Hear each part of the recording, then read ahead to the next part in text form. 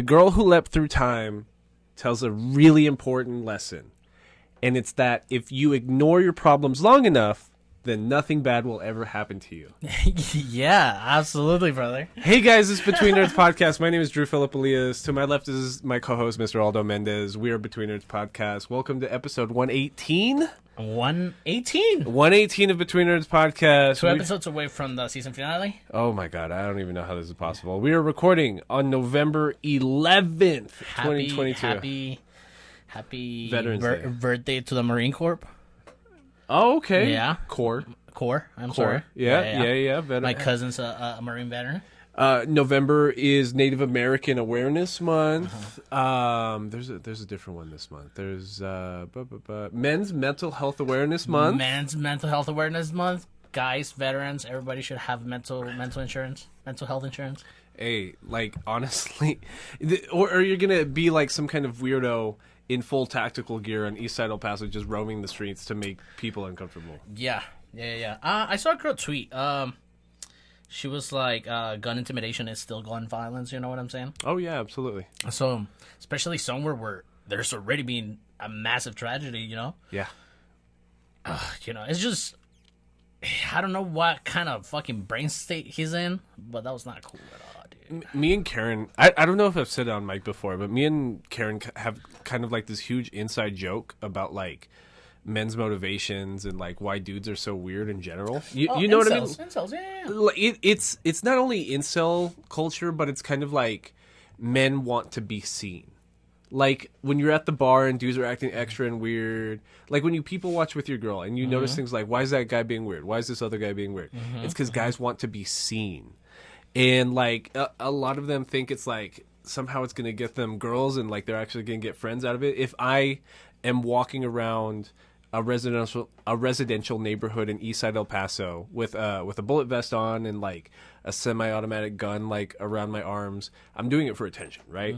Somehow I'm like he's either thinking that he's like owning the libs, or somehow some girl's gonna think he's so cool and hard that like she's just gonna throw herself at him somehow. And this guy stood in front of the mirror like a couple hours before heading out. Oh yeah, he's like, this is cool. This is cool. Am I gonna do it? Am I gonna do it? Nah. And to that point, men's mental health awareness is really, really important. Get checked out. Yes, please. Can't believe the election, but Hey, it wasn't. What happened to the red tsunami? No. I absolutely, I was gonna say, although the big red sword-looking Texas is weird. Texas, Uvalde is weird. If I could say anything, yeah, Uvalde's super weird. Like Uvalde, like the county surrounding Uvalde and Uvalde in general went for Greg Abbott entirely. Ken Paxton's under like federal investigation for like stealing documents and taking bribes, and like everyone just voted him back in anyways. Crazy. Super weird. Anyways, not to get political. Yeah, not trying to get to political at the beginning of this episode, but anyways, we are talking about the Studio Madhouse 2006 feature-length film classic, The Girl Who Leapt Through Time, directed by the magnanimous Mamoru Hosoda. Mamoru Hosoda of fame, of like pretty much all your favorite anime films ever that aren't a Ghibli Summer film. Wars is great. Summer Wars, Wolf Children, the Boy and the Beast, Belle came out last year.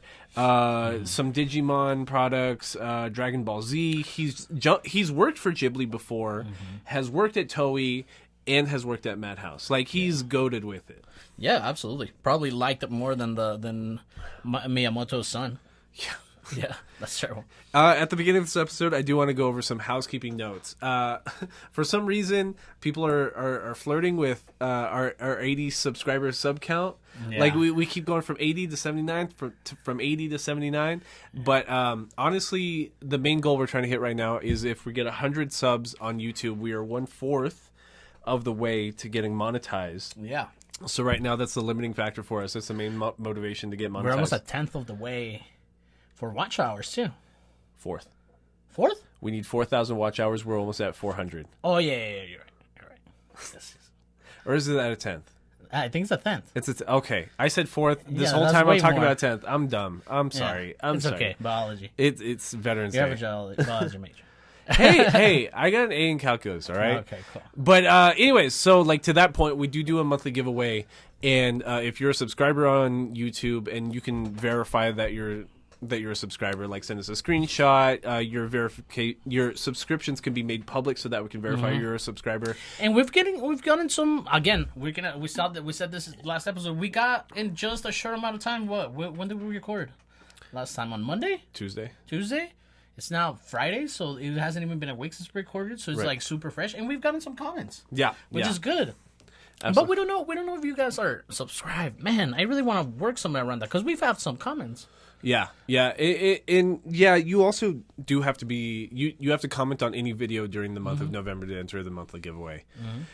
But yeah, God, am I forgetting anything else? Okay. Just follow us on Instagram, Twitter, Facebook. Hopefully soon a Reddit. Yeah. Aldo wants to make a subreddit. Yeah, I feel like now with Twitter being just like a no man's land. A 2012 Discord. Yeah. I guess we can get into the main body of this episode at this point. God, The Girl Who Leapt Through Time. We've never seen it, right? I feel like I always talk about it, like anytime we watch anything else by Madhouse, or we talk about the other like 3 or 4 works we've watched from Mr. Hosoda here. We end up always talking about The Girl Who Leapt Through Time, but I've never experienced it. I knew nothing about it, really. I didn't either. What makes me question like the motivation of the movie too is like earlier I told you that it reminded me of Wolf Children. Right. Similar art styles. Yes, but then also like an offset plot like Princess Mononoke. Mm-hmm. You know what I'm saying? Mm-hmm. Not only, I mean, because the Princess Mononoke was in Princess Mononoke. We always just fuck around about that. Like, she is in there, she is mentioned, she is part of the story, but not really at the beginning. She's a secondary character. Correct. And here, it almost gives that vibe, too, because Wolf Children, we saw, like, the early part of Wolf Children that we didn't really like, because it was just, like, a furry it's a furry community. fantasy. Yeah, furry community fantasy kind of thing. And here... I'm just not with the motivations of the girl. It seems very irresponsible, almost childish-like. Why would you want to write that? The Girl Who Leapt Through Time is about a 16-year-old who like somehow finds a finite number of times that she can like travel back to the past, and she's experiencing like the same week essentially for like a month. Mm-hmm. And you're right, like that. The point of the movie is to suspend belief that we actually have a competent antagonist because she's a 16-year-old. Mm-hmm. Like part of the story is being like she's dumb and 16 and just wants to have fun, like no strings attached kind of fun. Like I just want to go play catch in the field. I just want to go to the karaoke bar. I don't want my boyfriend, her not her boyfriends, but like her guy friends to like ask her out. She doesn't want like to have to prepare for dinner, but she wants the meal she's where she's at. Yeah. She's Like, which I understand that sentiment though, because like definitely. I feel I've always felt I'm a huge fan of like habits, right? Like I'm a creature of habit, and like if my routine. Should try Minecraft.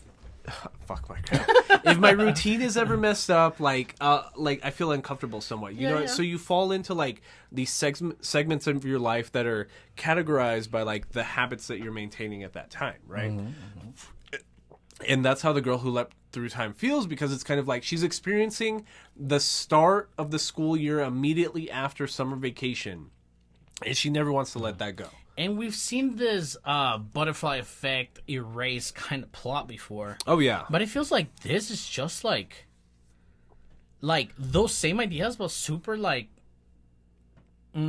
simplified, I guess. Oversimplified. And they explain it early on too, because like somehow the aunt's like a time traveler too. The aunt of the main character. Yeah. And like what the way they how do I put it? The way they like the way like the in Back to the Future, the cascades of you disrupting a previous timeline, like they cascade on each other. It's the butterfly effect, right? The way The Girl Who Leapt Through Time like handles it, and it not being a big deal about changing the past by going back into the past, is that like the timeline isn't changing. Only you are moving into the past. And with that being said, it's like very minute changes. Only things that you're capable of in this limited time frame can actually change. Yeah, and I can't remember the 3 type of paradoxes, but like those are 2 different ones. Like, for example, Yeah. you know what I'm saying, Right.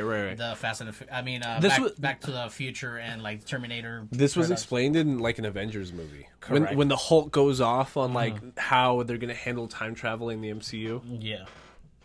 And yeah, I think it's a cool movie. Studio Madhouse is super dope. Like, don't get me wrong. Like, Studio Madhouse is amazing. They flex their animation chops a little bit just when they're animating, like her actually physically going through time. I feel like I've been super like overstimulated with the past like 4 animes that we've watched. And this one's very like relaxed animation style. Absolutely. It's like playing like Death Stranding or something. Like, I was watching, I was like, I feel calm. I don't feel like there's not all these jittery. colors and harsh lines coming at me. Yeah. Like, And I kind of missed that. I was like, oh, Madhouse. I'm like, yeah, that's right. It's like, you know, anime looks like this. yeah, anime. I forgot that there's like a style like that. I do appreciate that they don't like over animate things in movement. Like, they pretty much keep it blended with the background, which is super nice. Right. Face details again. Madhouse has never been on face details a lot. Like, it looks like every other Studio Madhouse film around this period, like mid 2000s, late 2000s, early 2010s period. Like, that's Wolf Children, that's Summer Wars. It looks like Summer Wars, but like Summer Wars will go on long animated tangents that are very like technically animated, like a lot of colors, because they're animating like going into the internet and actually experiencing like a web page. Here it's just always just kind of like it's science fiction, but it's very, very grounded. It's very character level character grounded level issues. Correct. Yeah, like the water looks really good. The trains in motion looked really good. The running looks really good. It reminds me of Makoto Shinkai a little bit. You know, 5 centimeters per second kind of thing. Yeah, like Shinkai can get down to it, though. Honestly, this might spoil our Nerd Down discussion of One Piece Film Red, because like in the Nerd Down right now, we'll do like a little pre-discussion. We're having CJ on next week to actually have a full-blown episode on One Piece Film Red. I'm reading. But what Aldo had told me was that he was geeking when he came in on Tuesday, because the preview for the upcoming Makoto Shinkai release is a preview for One Piece Film Red. I was like, oh, okay, whatever. I've seen the trailers. Whatever, Aldo, you fucking nerd. Like, it looks really good. Oh, I got chills. like when people ask me why I watch anime, right? Like, cool stories, this and that, but like it's just like this like unexplainable. Like when you hear to music and you get chills when you hear to music. Like cool music, like the ASMR kind of like tingle on the back of your neck kind of feel. It's this like you see a beautiful painting in person for the first time. You know what I mean? The first time you enter a new city you've never been in. The second you land, you leave the airport, you're like, holy shit, this is different. This kind of like it's not New Girl, it's not fucking Friends. It's like this buzz that your skin has. You know, you're so excited, you're like crawling out of your own skin kind of feeling, right? And like that's what it felt like watching this Makoto Shinkai thing on a big ass screen on a Cinemark screen. I was like, oh my god, like I was bugging. It's like 5:30. I was supposed to be tired. I was kind of sick. I just got out of work. Kara's like half asleep next to me because she pulled an all-nighter for an engineering exam the night before, so she's like half asleep, and I'm just like jumping out of my seat like a little kid, like because this Shinkai trailer is playing, and then like I'm so what excited. is it called again? Door?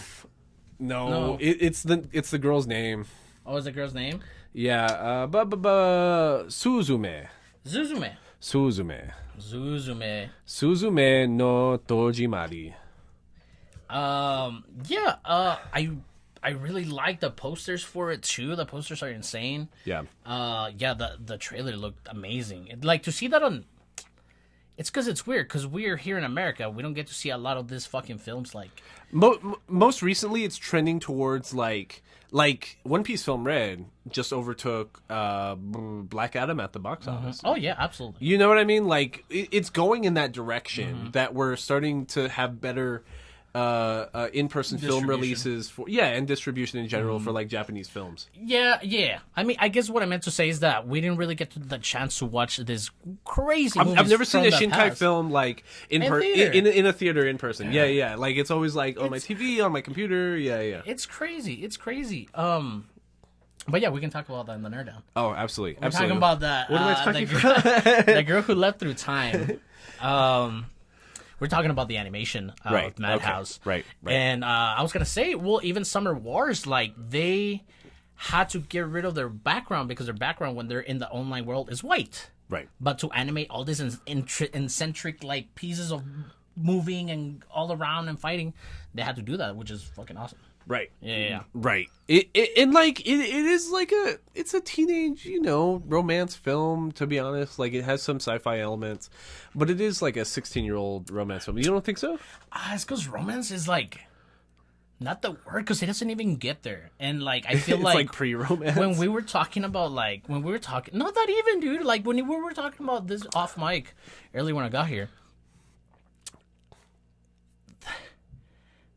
The jumping through time is super cool. She uses it to sing karaoke for 10 hours, hanging out with her friends. Her friends don't even know. Like she has the dinner she wants.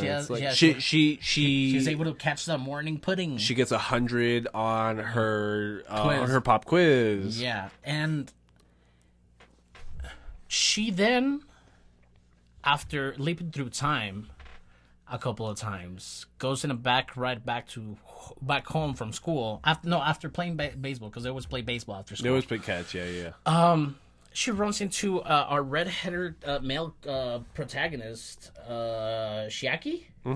Shiaki, and he's like, "Hey, girl, he's like, isn't it crazy that our friend Kosuke is getting booed up?"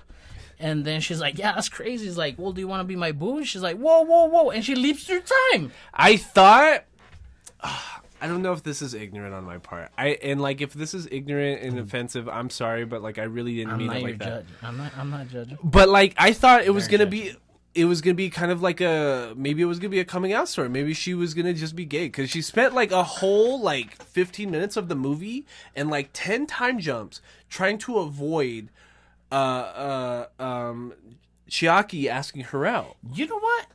It's not ignorant to think that, because I don't get what her motivation was for it, because I get it. I mean, when you're friends with somebody, you don't really want to, date your friends, Right. You know what I'm saying? But so her not wanting to date and not wanting to change the dynamic of the friendship, which is two guys and this girl, right? And they don't even feel it enough with like romantic. And I was having this conversation with Renee. She was like, "Oh, that was really cool. Like I was entertained." And then I thought it was gonna be more emotional. I thought it was gonna be more romantic. It's like, yeah, I kind of liked it like that. And I was like, I didn't, because it's lackluster at the end. Because not only does she have this certain amount of time to jump through space, we see a montage. We see the first half of the movie being her having fun with it, passing her test, eating that morning pudding. You know what I'm saying? Not getting bashed or bodied by like some guy that got thrown like on the just front yard of tackled the in school. the school. Yeah.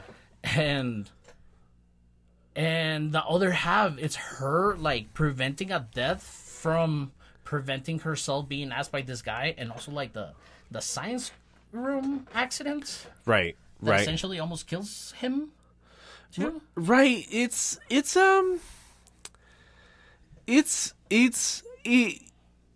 I see what you mean, because I guess my point is that the ending, I'm sorry to interrupt you, but like what I thought it was is that they don't end up together at the end. Right. That's that lesser for me. It's because it's very like this preteen melodramatic kind of romantic feel, because if they're all 16 or 15, whatever they are, Makoto kind of has this still like middle schooler vibe to it. You know what I mean? Like, ugh, boys are icky. I just want to like, I'm cool having guy friends, but I just want to play catch and like play baseball after class, and we go do karaoke. But everything's super platonic. But then like the entire like tone of the movie is everyone else around her is like trying to fall in love and hook up. You know what I mean? Like she's friends with the best nerd in class, Kosuke, and like there's this group of three girls, and one of the girls Just like simping has an active crush on him, but she's also too shy to like confess her love to him because they're always hanging out with Makoto. Yeah. Right. So like they're like, oh well, is he trying to hook up with Makoto? This and that. Do they call her Mako or Mato? Mako. Okay. So like Chiaki and Kosuke kind of have this like unspoken agreement that like whoever like Makoto's gonna go for, like we're all right with it, we're not gonna be salty about it, like because they both like her. Like that's why when Kosuke gets like confessed to, he just kind of blows her off, and because everyone kind of knows like he's holding out for Makoto. And like when Chiaki does the same, she wastes what she doesn't even realize is a finite number of like time skips. Correct. To like keep trying to avoid that moment. That's a good write-off. That's a good that's a good like curve change, because they don't tell you that until they tell you that. Oh yeah, like there's just I'm like some arbitrary number like on her Yeah. tricep, Yeah. and then it's not until later she's like, oh, why can't I go back in time? Oh wait, it says 0. Oh fuck, it really was a counter this whole time. And so it has all this like non-committal kind of fun that you're explaining, but then the third act starts with just like a big twist, and that's what makes it that's what makes The Girl Who Leapt Through Time kind of good, is that it does get serious, it does get kind of mature, only starting in the third act though. So you go like 60 70 minutes of the movie Absolutely. with very like non-committal stakes, and then all of a sudden episode 70 somebody's about to fucking die, like And then but then it would really back a little bit once she gets her powers. By the way, they live like on a super bougie ass house. oh yeah, The house is amazing. for Japan, for like Yeah. it's because it seems like a suburb of Tokyo, but like an outer suburb, especially for 2006, because like there's a lot of people, there's a lot of businessmen, so that's how you know it's a metropolitan area, and like that has to be Tokyo. They have to be basically. downtown. Yeah, but there's a lot of hills, and like everybody seems to own property. There's no real apartments in this. Like it's a Yeah. lot of houses and stuff like that. So like when I say that this movie is like the oversimplification of something like the Butterfly Effect or something like Erased, is because now that they introduced the jumping through time aspect of it, it is very minimal. So you think it's gonna Ramp. you think it's gonna ramp, but it's always just like instances of how far she jumps is how far she jumps back. Right. You know, and when Shiaki is trying to ask her, it's like a loop of maybe 6 times that she still tries to ride with him, but like trying to avoid that question, but he's still trying to ask that question, and then him saying that he's also a time traveler is like, does he know that she's trying to change? Does he know that she's trying to avoid this question? And then at the end of this sequence, she just decides like, I can't hang out with him, and then she goes through like this little like depression like montage Because she's missing her best friend. yeah, and not only that, but she's also like not talking to Kosuke because he has a girlfriend in the first timeline. And Kosuke and Chiaki are best friends. So if Yeah. like Kosuke is not with like his girl, then he's with Chiaki, and she's trying to avoid Chiaki. Correct. Yeah. And and again, I feel like it could. And right now, it's building up. For me, it's building up. I haven't seen the end of the movie. I don't know what's going on. I'm hoping this like ramps up some more. I was sorting cards. You were sorting cards. I was watching it, but I was sorting cards. Yeah, and by the time, so there was this accident in science class Okay. that she avoided by leaping through time in the first Oh. half of the movie. That's right. That's You right. know what I'm saying? So she got a guy bullied so much that he was getting aggressive. Yeah, and it's also, I'm glad you brought that up because I kind of forgot about it today. But like that's like a real, it's like the only B plot that's happening is this nerd being bullied. And like he's kind of chubby, he's kind of short, so then everyone else just picking on him and just fucking with him. So it's just kind of like, you know what I mean? Like little things in the hallway, you pick at their shirt, you kind of like poking, you just knock their butt back. Yeah, you shoulder bump them. But then like at a certain point, like he starts getting aggravated, he starts getting aggressive. But it's kind of like this movie came out in 2006, but it feels like that Americans 1980s Revenge of the Nerds kind of like complacency around bullying right now. Like well, I'm sure I don't have to explain it to you, but like in public schooling, especially right now, people are kind of coddled, but like not in a bad way. Coddled sounds like a negative term, but like I don't mean it like that. It means like there's kind of like a zero tolerance for bullying as of right now in 2022. It felt like in the writing this 2006 piece, or in like in the 80s, the 90s, even early 2000s, it was more like an accepted. It like it sucks, but it just kind of happens. You know what I mean? And so this nerd gets pushed to the brink, and like. What's the American meme? Like, oh, watch out! Don't come to school tomorrow because this nerd might go off. That would be the American meme for it. Him, it's just like he starts like literally like standing up for himself. But he's standing up for himself, but he's assaulting people, and the rest of the student body is treating him like the weirdo. It's just like, why is he getting weirded out by being bullied? Why is he chemically damaging people's skin by spraying them with a fire extinguisher? Why is he like trying to assault people by throwing this said heavy fire extinguisher at people? Like, and then again, when we talk about like this kind of like super childish decisions by our protagonist Makoto, she like her instead of preventing the accident in the science lab, she just kind of like nudged this kid like into it, into the same accident, right. And like him getting bullied, he also grows a hate for Makoto. Yeah. And he gets blinded by fucking nerd rage, you know? Yeah. And he throws that fire hydrant at her. I can see how that's fucking, you know, dangerous. Right. But it almost made it seem like a gunshot, like if it was a gunshot scene. Right. Another girl gets hurt, which is the girl that is also trying to hit up on that's Chiaki. That's also like the craziest piece of animation in the whole fucking thing. Yeah. Is that like it's this slow-mo nerd lifting a fucking fire extinguisher above his head. And like Chiaki is just like, Makoto, move! Yeah, and then he just pushes her out of the way. So no, like she leaps and pushes him out of the way. I can't even remember. Yeah, she leaps through time and pushes him because he's about to die by the hydrant. Oh, that's right. That's right. That's really important. So then they both miss it. The fire extinguisher hits the ground, hits the wall, and then it bounces and hits like a student, like a section of students, and on the girl, shoulder. Yeah, and the girl just like kind of just like falls up. Yeah, and they go to the nurse. There's a whole nurse fucking situation. But again, it's just like when you're in a roller coaster and you're just like very slowly. It's ramping very slowly. Yeah, very slowly. It's even like the log rides. But I'm like my first time watching this. I'm like excited for the ramping up. I'm still ramping. I know I'm ramping up, but I'm going slowly. So I'm still excited for the end. Yeah. Which then again, it's lackluster to me because after this, she leaps through time far enough to. She leaps through time to where she woke up that morning for her pudding for the quiz. So she misses her quiz again. Right. So she never got a good grade on her quiz. Right.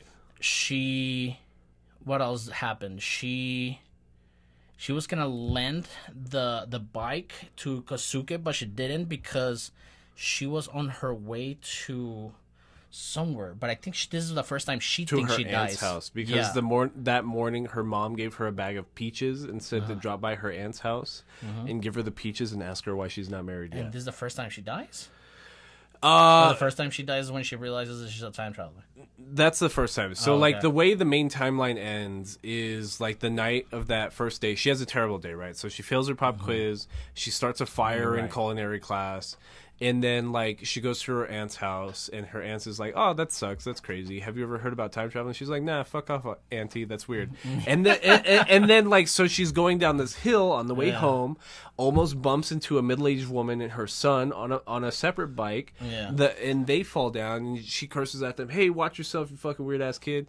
And then, so she's going down this hill, and at the foot of the hill is like a train track and like a, the one of the crosswalk arms that come down when the train's moving by.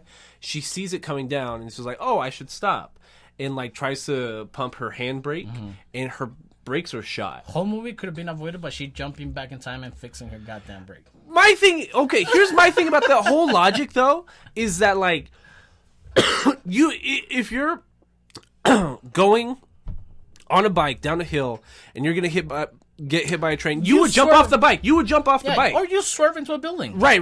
You wouldn't be you'd be down hitting people. Like you would never just go head first down. Yeah, I will hit a motherfucker first with my bike. That would never. That's what I'm saying. The whole movie doesn't make any sense because you would never do that. You would never just willingly die. So she falls into the train tracks and she dies, and that's her first time travel. Yes. And the time travel is her, like, changing the period, like, where she almost hit the lady. This time she actually hits the lady. And the lady's like, hey, fucking watch yourself, you fucking weirdo. And then she looks down and the train's already going. She's like, whew, I avoided that. That's weird. So the incident you're talking about is right. So she gets the pudding, misses her quiz, and then she's trying to manage both Kosuke and Chiaki at this instant because they both kind of have a crush on her. And, like, she's been fucking with the timeline so much, she knows what will set off each person to ask her out. So she goes to get like Konosuke like booed up real quick, and she does, and then he texts her late, like at the end of the school day, being like, "Hey, can I borrow your bike?" And she's like, "Sure, like take your new boo on the bike, whatever." Because she sprained her ankle or something like that. Right. The girl sprayed her ankle because that's also that might have been like when the nerd bugged out. Right. So then like Makoto is like trying to walk home, but she's also dealing with like this timeline's Chiaki, who's like trying to hit on her still. He hasn't said anything, but she knows like his motivation because she's seen it from a different timeline. Sees Konosuke and his new girl drive by, gets jealous because a girl's on her bike, and she's like, should have been me, even though she's just been spending the whole movie friend zoning these guys. Freaks out because she's like, holy shit, on this day in this timeline my brakes give out. Oh my god. She starts running down the hill. Get off the bike, get off the fucking bike, get off the bike. Like she's running into people. She falls. She's getting bruised on her face. She's getting scars. She's getting cuts, and she's just trying to like get Konosuke to like notice her so that he gets off the bike. And like the last thing she says, the last scene of season 2 of Act 2 is them hitting the median that stops the pedestrians from the train, flipping over onto the bike, and they're about to get hit by the train. 2 trains. Yeah. Crazy. So that feels like some Shinkai stuff because like Shinkai has this weird obsession with public trains. But yeah, and that's when she realizes like that there's another time traveler, and then like the whole timeline stops. She's screaming at the top of her lungs, watching them about to get hit. Stop! Just, and then the whole scene freezes. All these people in frame, all this color, all the color fades, and all you see is Chiaki's orange hair walking down the street. And at this point, I thought it was gonna be the end.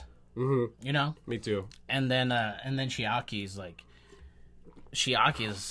oh, I knew it. It's like, you were the other girl, blah, blah, blah. You were the other time travel. That's why shit's been feeling weird. Yeah. Oh, right before that incident happens, she's like, I need to ask you something on the phone. It's like, are you a time traveler? Yeah. She was also talking to him. And then he goes into, again, ramping up like a roller coaster. He's like, there's a secret organization that if I tell you anything, I'm ceased to exist. He doesn't tell him that, but he makes it sound like that. Right. He's like, I'm a time traveler. You touched my nuts in the laboratory, which are activated. It's literally like a walnut, like a literal walnut. The Ocarina of Time, those Deku nuts. Right. Exactly. That's exactly what it looks like. Like when she falls in the science laboratory in the original timeline on the first day, because she's trying to take the reports up to the science room, she falls and her elbow hits a walnut, and that's the first time she like travels through time. Yeah. So this guy's like, you touched my nut, and it took me for some time to find it. And now it's all like it broke. It broke. Like he doesn't have any energy anymore. So I I came over here to see a painting that I always wanted to see, but like in my present it was destroyed. So I'm thinking like in my head I'm thinking like, oh shit. There's He's only like one the period of Terminator. 6 months that it was in. It's like this is the Terminator. Like some crazy shit's gonna It's go very down. Terminator-y, yeah. It's some crazy's gonna happen where they're gonna destroy all art because it influences humans the bad way or some shit like that. Some Inquisition shit. And he's like, oh yeah. Then she takes her to the museum in this still like stop time kind of background, and she's like, "Oh, that's a painting that my aunt was restoring." Yeah. She's like, "Don't worry, I'll change this." Like, no, there's no time, and he kind of like starts like fading through the people and like walks away. And I think that's the hike. That's a peak of the movie. Kind of. That's the climax a little bit. I think that's a peak of the movie because like we saw the end of this timeline where Makoto actually sees like her aunt display the restored painting in the museum. She's like, we don't know who drew this, we don't know where it's from, but like look at how gorgeous it is. Like we don't know what kind of effort went into this, we don't know how many people it's motivated, and like that's kind of the point. It's just like time stands still for no one, so it's kind of like something like a piece of art can feel like a timeless piece, and it can have the same motivation, the same like feelings of provocation from different people over hundreds of years, separated by geology, separated by like cultures, but like that kind of motivation, that feeling, that real like heart sinking kind of like this stirs something in me kind of feeling. Like I'm a STEM field kind of guy, but like I understand that sentiment, you know what I mean? Well, the actual thing that his explanation to like this painting was too, like it reminded me of this Christian Bale movie, Equilibrium. Okay. Did you watch that? No.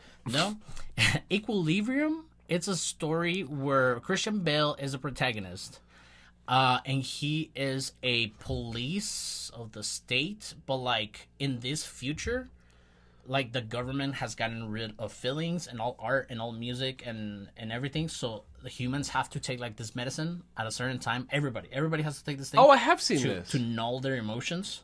But then there's like a time traveling aspect or something of it. No, no. Okay.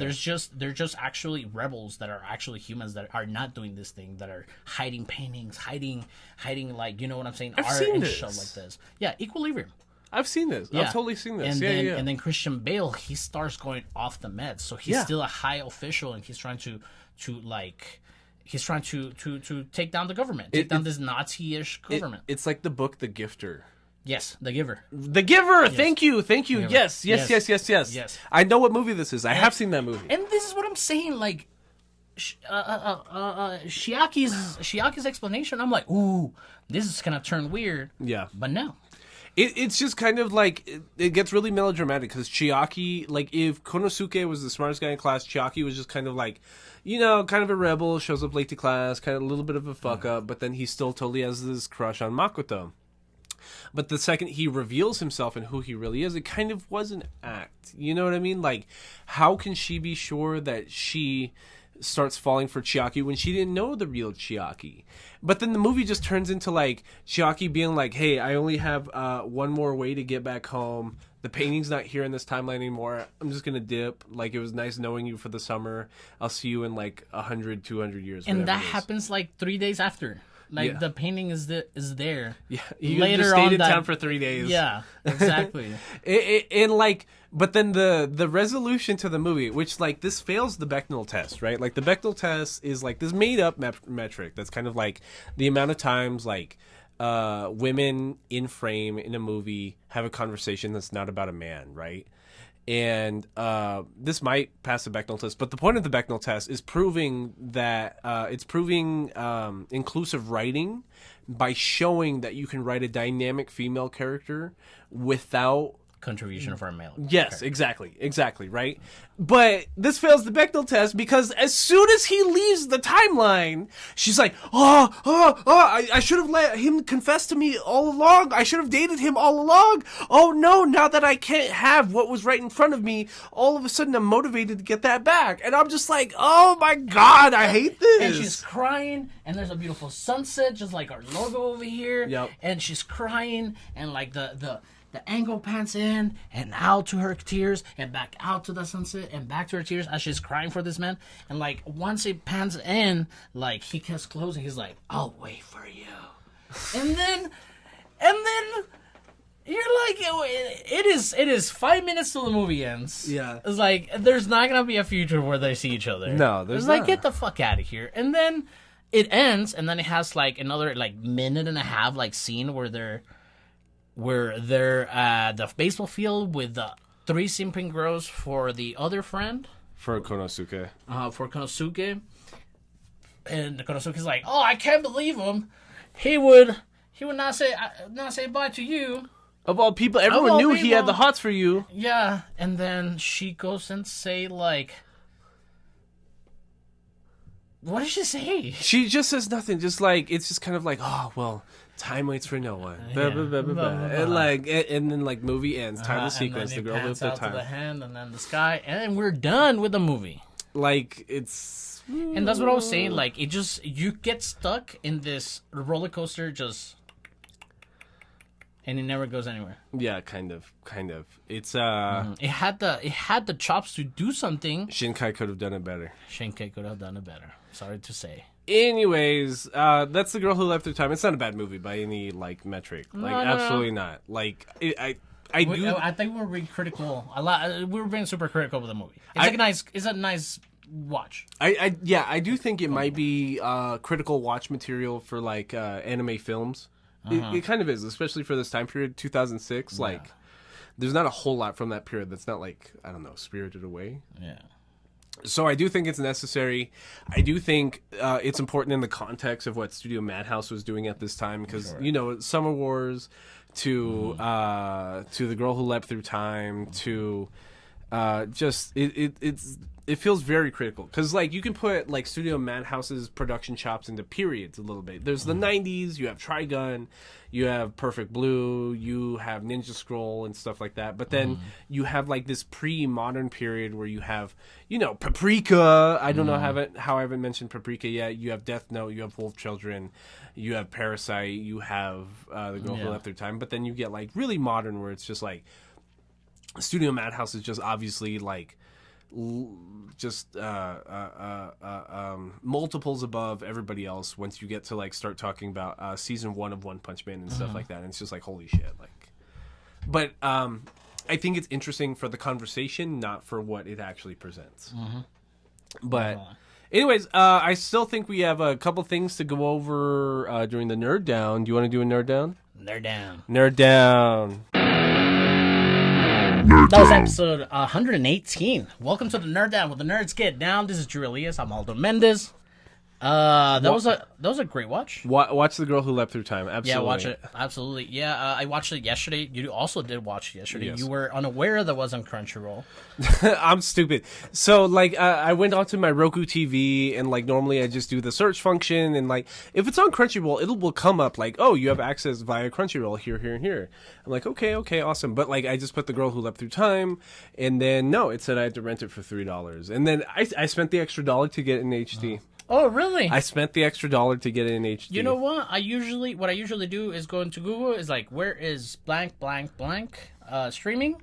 And then it sets me like a list of like 6, and it's like free, paid, free, paid, or whatever. I got offered a promotion this week, and now I don't know who I am spending $4 on rentals. I'm acting ridiculous. Yeah. I need to be humble again. I'm acting ridiculous. Congratulations. I appreciate on it. that. I do. Congratulations. Get your masters. It's worth it. I promise. Yeah, that's fucking awesome, dude. So Do you want to talk about this comment? I do want to talk about that comment. Okay, let's talk about this comment. So, our most recent, I just put up a new clip today. Today's Saturday, right? Yeah. Well, our last episode, our full length new episode. I know I've been putting up new audio episodes on YouTube every day, but our most recent recorded episode was over Cyberpunk, Edge Runners, and I think the clip I posted had something to do about Hispanic representation in media or something like that. Yes, sir. And so we got a comment from Mr. Nellblade Sting. He's a 19-year-old self-proclaimed Hispanic. Self-proclaimed Hispanic. He commented, okay, excuse my accent on this one. Que onda chumba. They got Valentinos. What's more, Ghetto-chan. Those Mexicans, it's so accurate, I can't get mad. I mean, I'm not gonna be a grammar Nazi and saying that you should probably work on trying to, trying to express yourself through a comment. Mm-hmm. But it seems like he was saying, "Oh, dude, quote," like he was trying to say something similar, like how they were talking, and I'm pretty sure he meant that he's like, that's crazy how they speak. Mm-hmm. Those. What did he say? Hispanic chants or what? Latinos or what? Chicano tunes or something. Chicano chants or something like that. That was pretty. That's funny. That's clever. That's clever. That's funny. But yeah. The lingo, the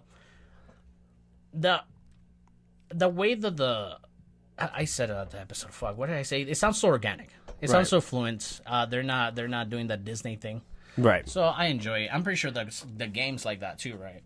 The game's very Hispanic friendly, which is funny because I just posted a new clip today about how you said that Central Americans are probably most likely to get cyberpunked immediately. In the game, the most prominent like cyber psychos you meet or the biggest cyber psycho gangs you meet are either like Mexicans, like Americanized Hispanics, mm-hmm. or it's Japanese immigrants. You get what I mean? So then there's like this cultural dynamic that's this like little Japanese town, like I think they call it Little Tokyo in the game. Little Tokyo versus like the Mexican immigrants or like the children of said immigrants. So like that's a cool dynamic of the game as well, because what we were talking about during the discussion of the anime is that like the entire plot of Cyberpunk is it's about like the crushing weight of capitalism. So you have like Japanese people versus like the children of Mexican immigrants like battling against each other, but like they're fighting for crumbs. Mm-hmm. It's the corpos that are the issue. Mm-hmm. And if anything, that comment about Central America being the first one to go cyberpunky, I don't say that like in a derogatory way. I feel like it will just come from the need to. I'm going to Central America in January. Don't even worry about it. Cancun. Tell me if you see any cyberpunks. Hey, you know what I'm really worried about? I'm not worried about like I'm worried about like the language barrier. Like I know I talk all the time about like how I'm trying to learn Spanish. You hang out with me. It's the same thing. Karen too, but like I'm so bad at it. I have like this crazy. I need to go to therapy for like a mental block I have about Spanish. Look, some of the kids that are in ESL, like I did sub a ESL class the other week. Okay. And it's like, it not so crazy, but they do have their Chromebooks, which is crazy. Everybody has a Chromebook, and they work on this like language program, like that teaches them like how to use the right words and stuff like that. And then so I'm talking to them, and I'm like this, like and then he kind of doesn't want to say. He's like, just say it. It's like just use your confidence to talk that normal Spanish that you know, and just use it. Just say that in English, because a lot of that English they're trying to talk it with the same enunciations of the letters in Spanish, but it doesn't work because English is more of a sound. When you speak it, it's more of a sound than a. To me, at least, I learned Spanish by reading the sounds of the words. Right. So now that I learned a second language, I'm trying to read it the same. Right. But it doesn't like I don't say, like city. I don't say city. You know what I'm saying? Right. To city, you're supposed to add an announce to sound to it. Right. Just talk to you. You know enough Spanish to. Well, honestly, I think what messed me up real bad is that, like, maybe within the 5-6 years, even when I was an undergrad, I took like 3 Spanish classes. I wasn't like being proactive, but like kind of dynamic in like how I went about trying to learn Spanish. It was kind of like, you know how it is in a college. It's literally like, here are the modules, here are the terms you're learning this section, you're going to get a test on that at the end, and that's it. It's not a very dynamic way of learning it, right? Mm-hmm. And like my whole life, up until I was 20 in college, I've always lived in, majority Hispanic communities, and like my mom's Hispanic, you know what I mean? Like she speaks fluent Spanish. Like she grew up in Juarez, like her whole family's first language is Spanish, you know what I mean? But like I kind of had this mental block where like when I started hearing Spanish being spoken, I would like turn off my brain. I don't understand that. I'm not going to attempt to try to Describe. break it down. Yeah, I'm not going to try to attempt to break it down in my head. I'm not going to attempt to like try to understand what's going on. So I just turn off my brain. And like I feel like that like crippled me for 20 years because like, you know, normal people, that's how you learn language when you have to, is like you listen, being forced to communicate, you listen, you try to dynamically break down similar terms and phrases based on the language you already know. And I never did that because like I had convinced myself so thoroughly that I couldn't learn it, or I had nothing to gain from trying to break it down when it was being spoken to me. So now that I am trying to like dynamically like learn Spanish, like I eat exclusively Mexican food, you know what I mean? Like I know enough Spanish to order a damn meal, but like besides that, like I hurt myself by feeling like I needed it. I had nothing to gain from trying to like learn what was being spoken to me. I remember when I was a kid, I used to always like kind of be upset whenever like we would go somewhere, because I had family living in Las Vegas, in Houston. You know, I visited some other family like in San Antonio at the time. Chicago? Chicago? No, not No, Chicago. no Chicago. Okay, No. okay. And then and I would ask my mom, it's like, do they speak Spanish? It's like, no. It's like, they don't speak Spanish over there.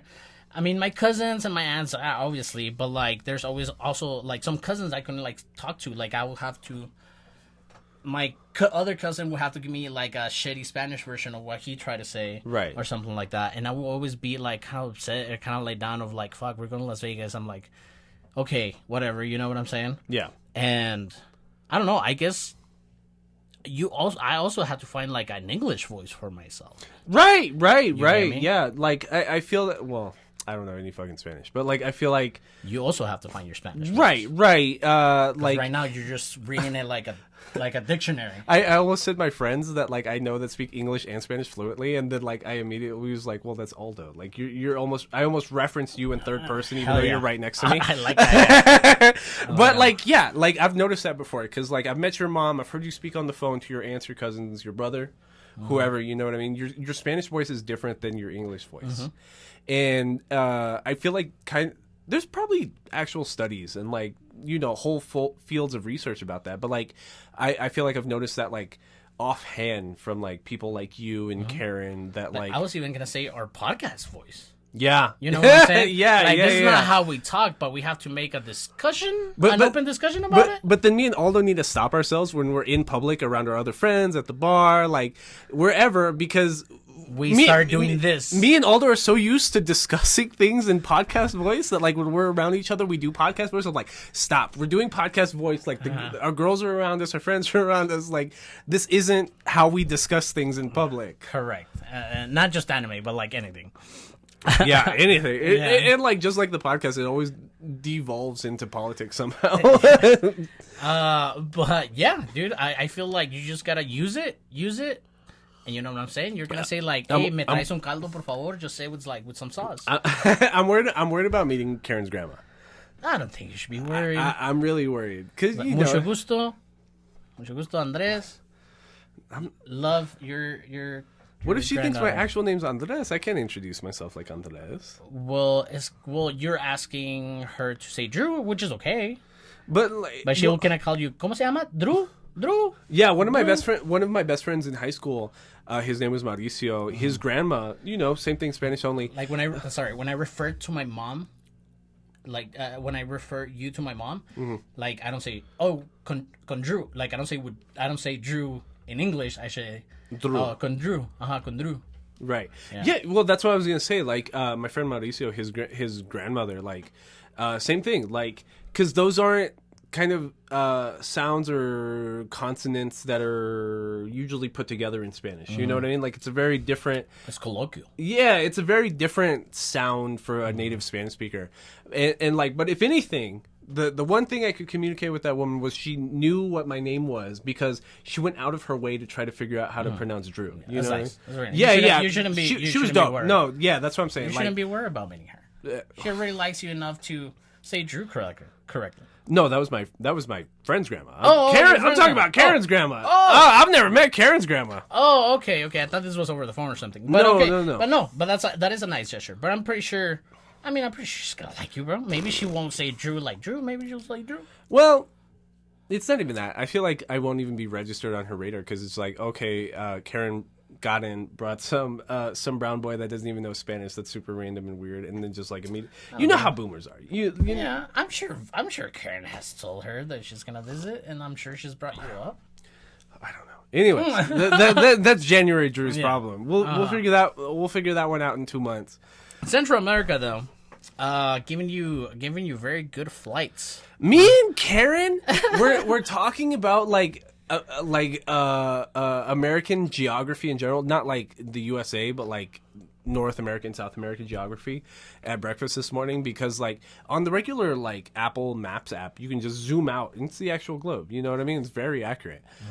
So like I was showing her the clip we posted today, which is you talking about Central America. And she's like, where's Central America? I only know North American and South America. I was like, well, technically it's the southernmost tip of North America. Right? So I'm like, look, okay, so we're going to Merida and Cancun. Like, here's the Yucatan Peninsula. So then, like, look at this long-ass southern country. That's Panama. Like, that's part of Central America, but it's also part of North America. Uruguay. Like, well, no, I don't think it was Uruguay. It was El Salvador. Uruguay? No, Paraguay? Paraguay. Paraguay. And, like, places like that. You know what I mean? Because Uruguay is part of South America. It's part of Greater South America. Yeah. And like there's like American education's dog shit. Like I know I've said it at length in Nerd Downs before, especially with the standardized testing portion. It's always like the bare minimum facts that every like American child should know by 18. And that doesn't like lead to dynamic learning systems, because it's like my understandings of American geography or like world geography as an American are dog shit. Absolute dog shit. Like, me and Karen have conversations about Asian geography all the time, and we don't learn anything. We don't learn anything about African geography, Asian geography, South American geography. All we learn is like, here's North America, there's 3 countries, and then here's Europe. That's it. Like, that's all you're taught in the Americas or in the USA about like geography in general, and that's such a disservice. So like 70% of like the world's population you're essentially just dismissing, which is so stupid. You don't learn anything from anywhere besides those countries. You know what I'm saying? Yeah. You've had education in 2 countries. I don't know if you felt like you learned history better. Well, I went up to 6th grade in Mexico. And that's kind of a lot. And up to that's like half. Yeah, but up to 6th grade, I mean, the conquistadores, and they didn't emphasize on the conquistadores. They didn't? They didn't. But the following stories also didn't let go of like the European lifestyle, kind of. You know what I'm saying? So they did talk about like the Mexican people who stood up to all these wars, France, Spain, Native Americans. You know what I'm saying? Native Americans also as well. But yeah, most of the people that they mentioned too are Spaniards that love Mexico. Right. You get me? Right.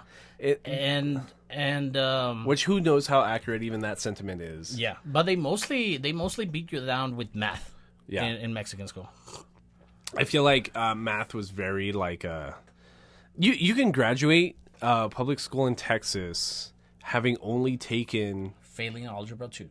Yeah, Algebra 2. Algebra 2 is like the last one. Yeah. That's absolutely... So. You don't even need to take pre-cal in public education in Texas. If you're an AP. Yeah, I did. That's what I'm saying. And that's why I was talking about like general like education. Like, you don't have to. And that's stupid. Like, what can you really do with that? And like, I feel like that's why like people, especially like in El Paso, where education kind of feels like it's like a secondary goal for a lot of people. A lot of people, especially I knew, were like, I'm going to join a trade school. I'm going to start working right away. And there's nothing wrong with that. Absolutely nothing wrong with that. Like, I wish I'd been making... I was always jealous of people that were making money starting at 18. Like, don't get me wrong. But when they think of education, or when education's brought up, it seems like something that's very attainable. And a lot of times it's not. Like, this shit's actually really, really hard. And it's like this way of thinking that wasn't taught in public school. Public schooling, being like a multiple choice standardized test, teaches you quick facts. You know what I mean? Like, oh, what's the powerhouse of the cell? oh, it's a mitochondria, and then you get a multiple choice answer. Yeah, they don't teach you how to sit down and study a subject. They don't teach you down. Right. Like like a multiple disciplinary system. Like if you're actually learning, so you're taking that mitochondria aspect and you're throwing it into an entire cellular system. Okay, what's the molecule that makes up most energy within eukaryotic systems? Oh, that's adenosine triphosphate. Oh, and then when you take off that third phosphate system, it turns into ADP. And like, it's this dynamic way of thinking that I felt like I was cheated from when like I transferred to Texas Tech. It's like everyone else was already thinking this way, and me being taught in like this generalized quick fact sense. Like I didn't know what it meant to actually fluidly understand a topic. I just knew like flashcards almost. Studying felt like flashcards. Like Jeopardy and shit. Yeah. But and like I said, like not being taught how to study something, because if you don't get something, you just have to study it differently. You know what I'm saying? If you don't get it, you study it. And most people don't know how to study. It's like, okay, I read it. What else does studying mean? Like, absolutely. And it's really sad. I don't know how we got on this topic. I don't know. Nerd down. Well, we're talking about cyberpunk, and we're talking about the crushing weight of capitalism, and then few other things. We both saw One Piece Film Red this week. We're gonna have Christopher James on next week to talk about the main. We're gonna do a full episode on it. I'm down for a little prelude, a little bit. You had, God, you didn't spoil it. That's kind of too harsh of a term, but like. Somehow I went the entire marketing campaign for One Piece Film Red without realizing that it was a musical. I didn't know. Before we started recording on Tuesday, you passively said something like, "Oh yeah, you're gonna go watch that One Piece musical," and I was like, "What?" And then you're like, "Oh, never mind." Yes, you said it in passing. You didn't even realize you said it.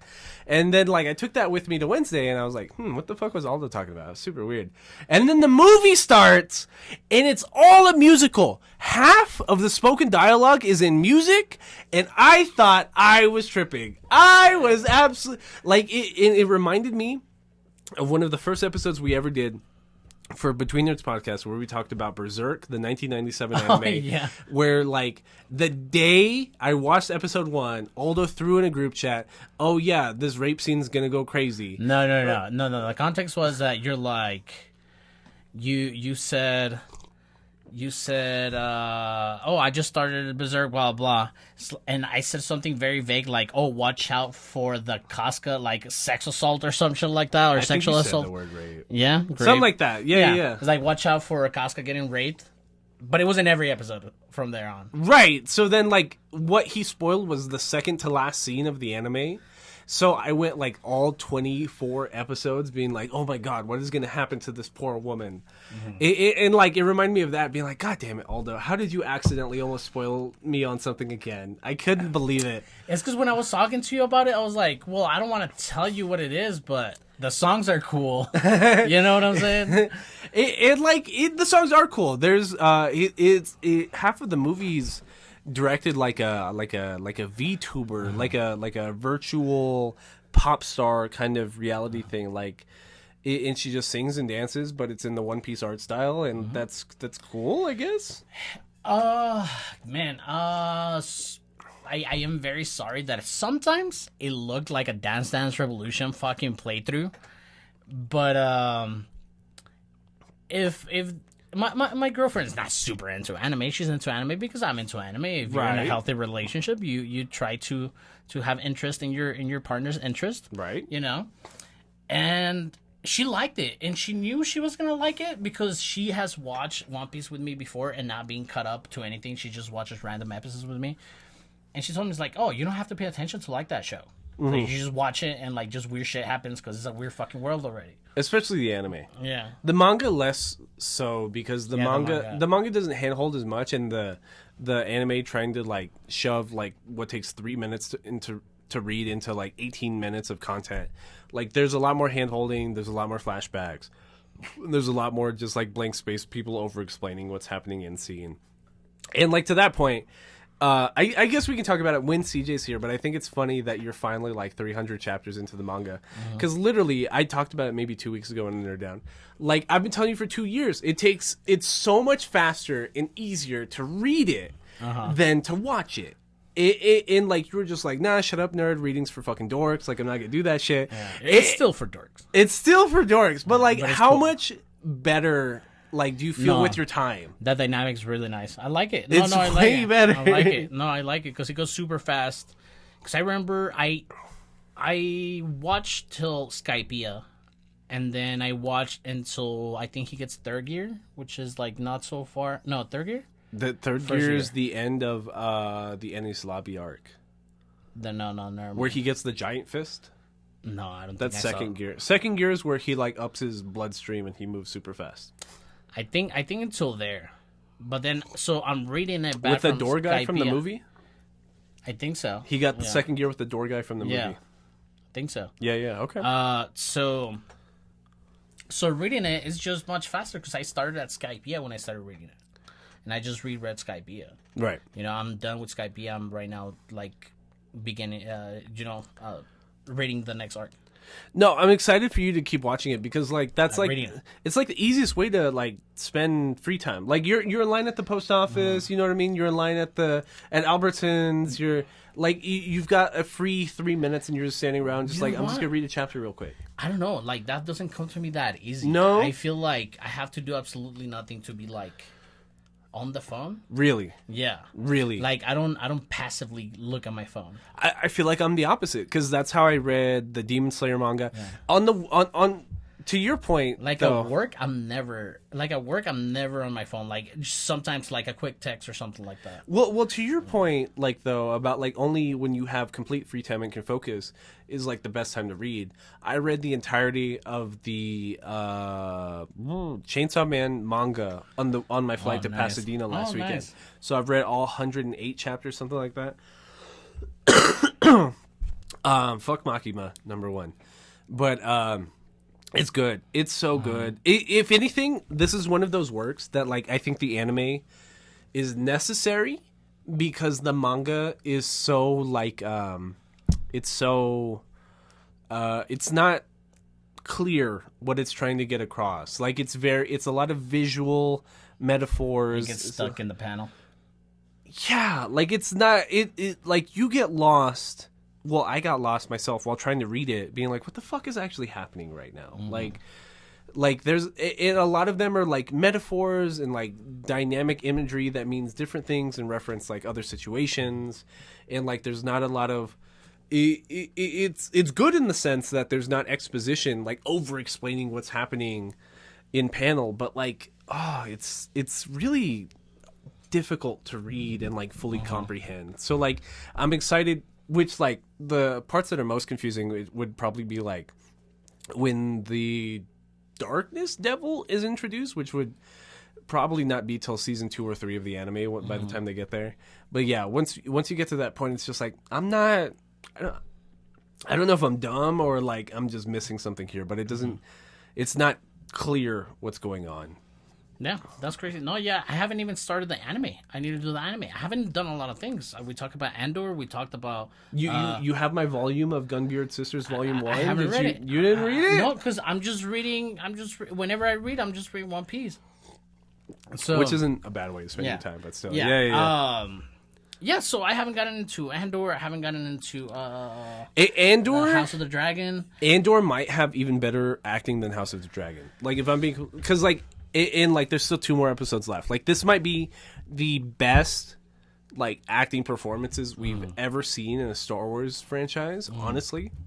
And I don't mean that conjecturally because like when episode 7 or episode 8 came out, I started seeing this meme on Twitter that was kind of like, oh, did you see that cool Star Wars corporate live action drama? And it's just like, that's funny because that's kind of what it is. It's a bunch of like corporate hodgepodge just meetings of people just having these high brain conversations amongst each other, and you the audience are having to break it down and like talking with the person next to you, me talking to Karen and like explaining what they just talked about even though it wasn't explicit.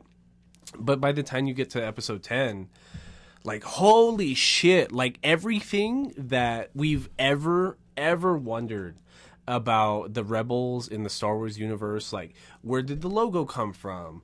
Where did everyone get this motivation, these tendencies? Where did this rebellious attitude actually stem from? And it came directly from like this overreaching capitalist aspect of cheap labor coming from the Empire.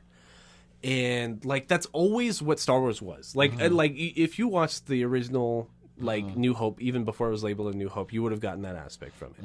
But like this is the most like you understand it. Like this isn't nerds on the internet debating the nuances of the original trilogy. This is explicitly telling you through stupendous like 11 out of 10 acting, like White people are so fed up. Yes, exactly. In like the actor that played Gollum in the Lord of the Rings franchise actually has like a live action performance, and it's like the one of the greatest performances I've seen all year in live action. Cool. And it's so cool. It's so amazing. And what's his face is like the best Mexican actor of all time. What's his name? Diego Luna.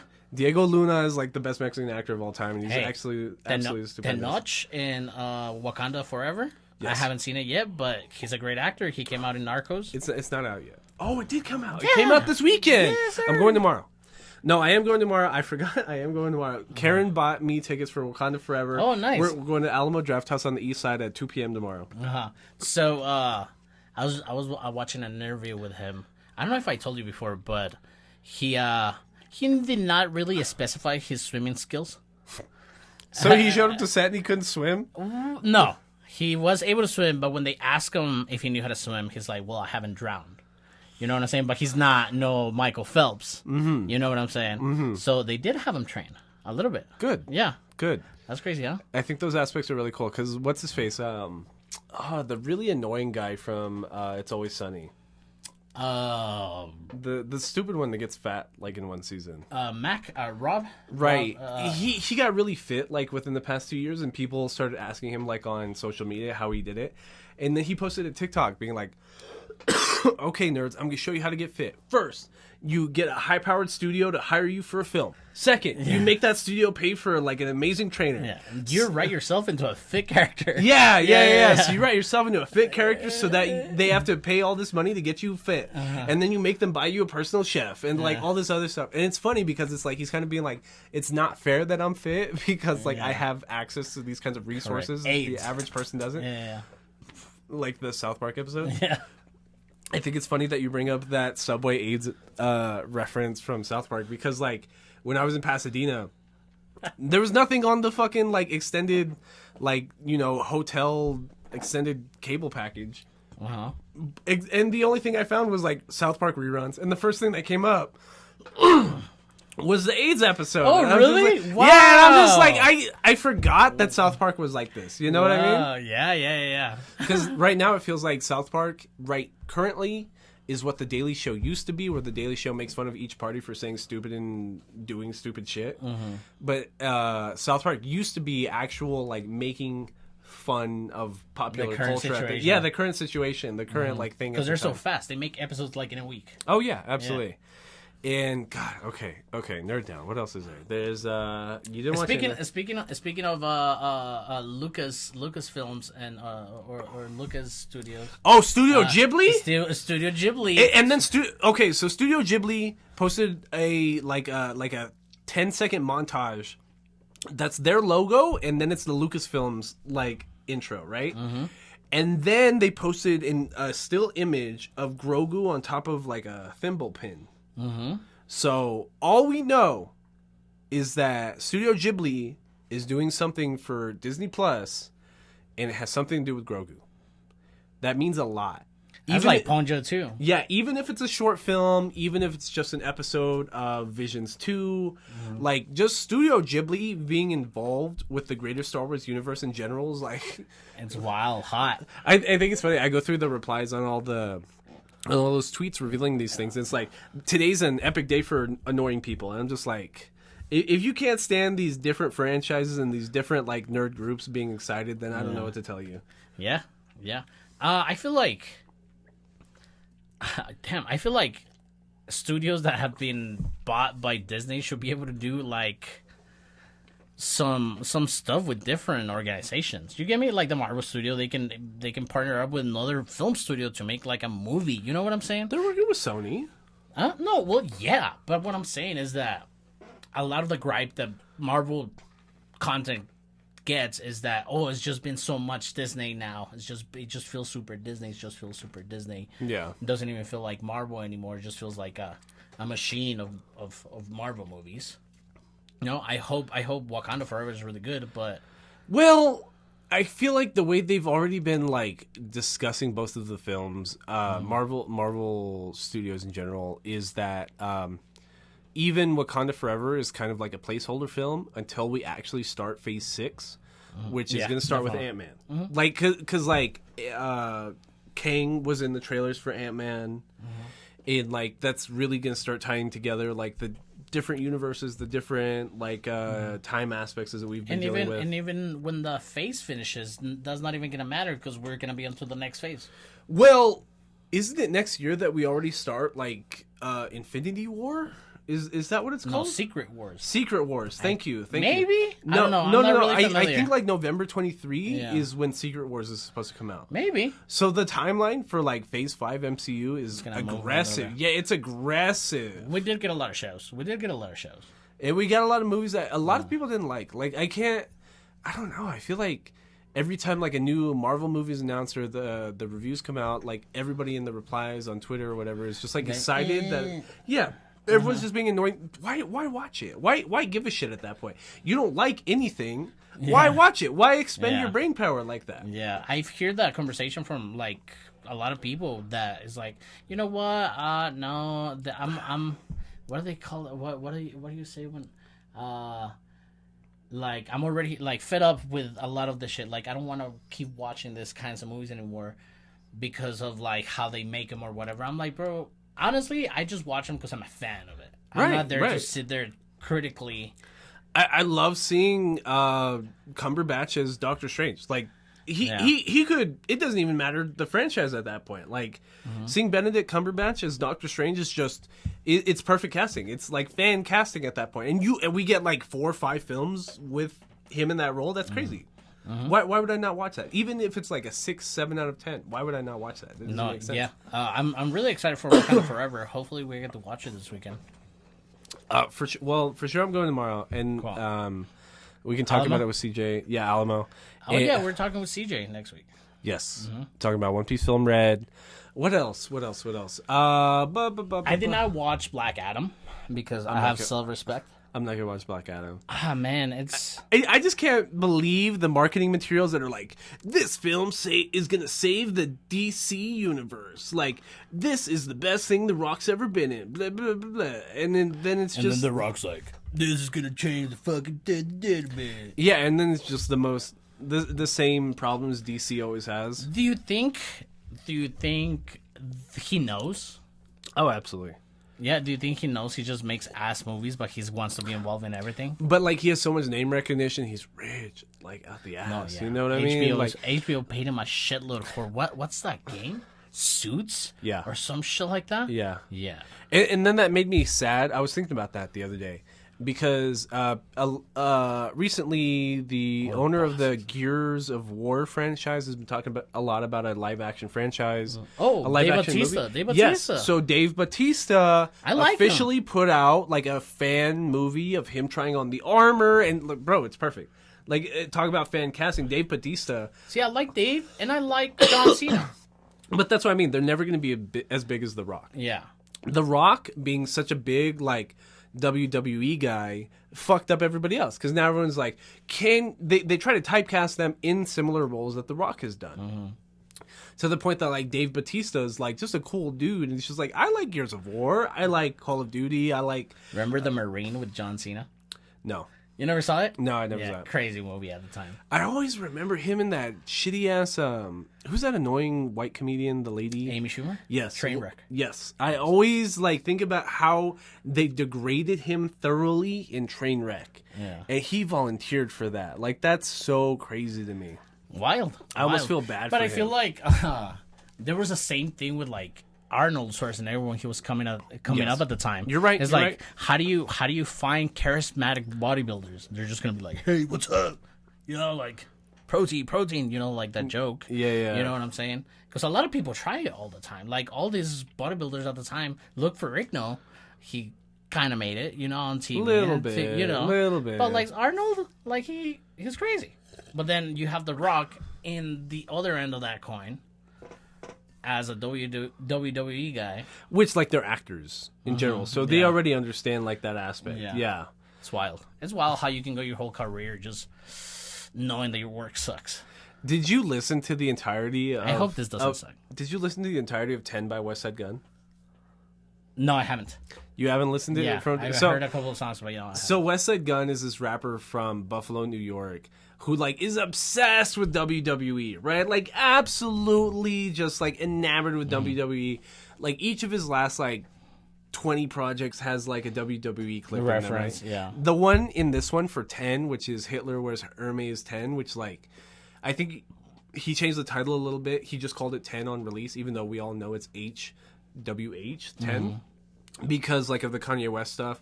But, like, the reason he always titled it Hitler Wears Hermes is because it's a play on the title The Devil Wears Prada. Because he's calling Hitler the devil and, like, referencing to modern, like, sensibilities. So, like, in the album, though, in the mixtape, whatever you want to call it, there's a clip of him on the sidelines of a WWE match, and the announcer's like, "Hey, that's famous rapper West Side Gun. They're on the edge of the stage. He just texted me asking me for rap career advice. What do you think I should tell him?"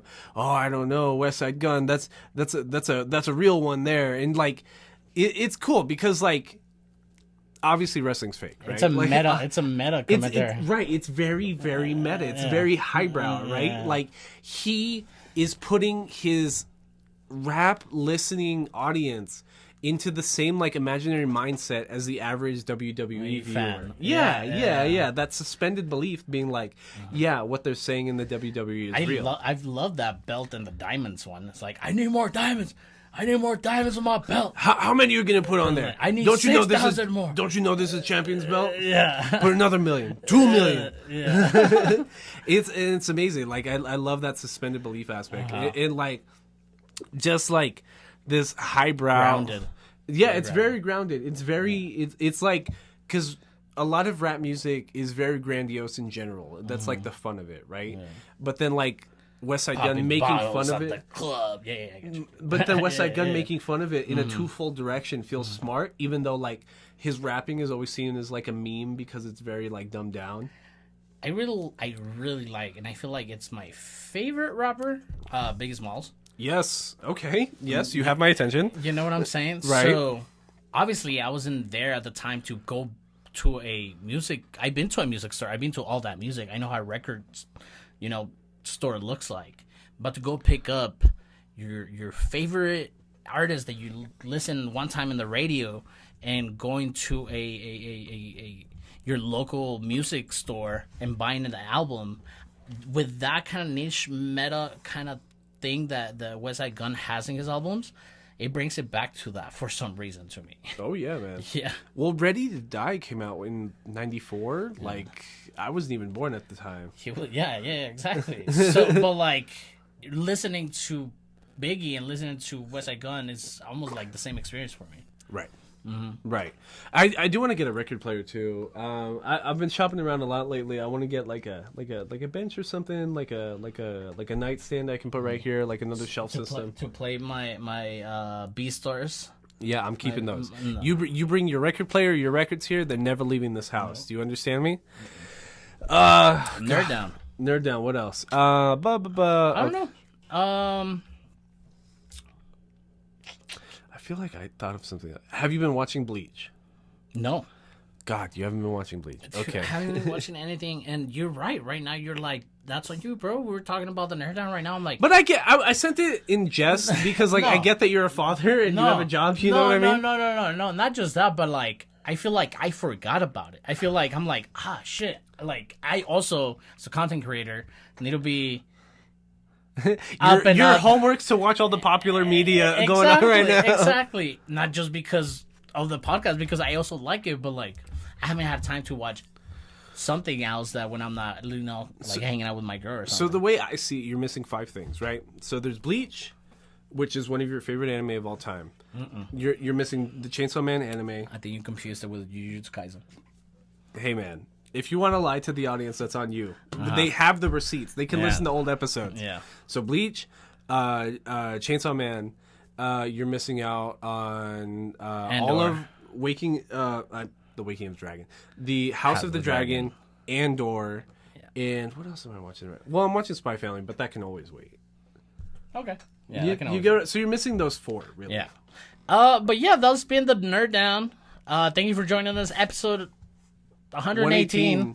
Yeah, we're almost closing out the season.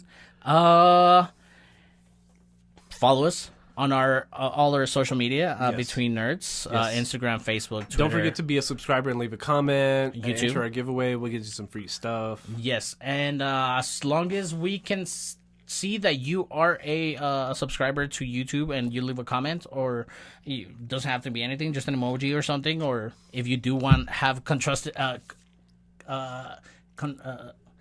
positive Engagement? No, it doesn't have to be positive Contribution. But if you do have positive feedback for us, we'll love to have it. Yes. I think that's it for episode 18. That might be it. My name is Drew Philip Elias. This is Aldo Mendez. This has been Between Nerds.